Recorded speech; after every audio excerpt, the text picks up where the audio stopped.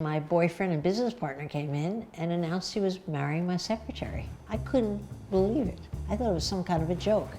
I'm Barbara Corcoran. I'm a shark investor on ABC's Shark Tank. I started my business when I was 23. It was a real estate brokerage firm, and I built it and sold it when I was 50. And since then, I've been in the TV business. My biggest belly flop happened one night when I was making pasta for my 3 stepchildren.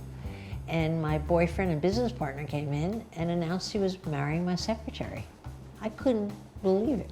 I thought it was some kind of a joke. But in an instant, I realized it wasn't a joke. And he said, take your time moving out. I took about a minute, grabbed my toothbrush, and got myself out of there. On the way out the door on that Friday morning, he said to me, "You'll never succeed without me." And I knew everything in my bones that I would rather die than let him see me not succeed. I then moved on to the sofa with my best friend in Manhattan, and that became the beginning of a terrible spiral of ego. Now thinking back at it, I'm thinking, why was I so hard on myself? But he left me for the younger woman. After all, he had found me, he had given me the money to start my business. He was my boyfriend, I was the mother to his kids. I thought I had a right to be there. Life's not that way. And so I walked in about a year later when I was able to build the courage, and I told him, we're ending the business today. We're gonna chop our 14 people in half.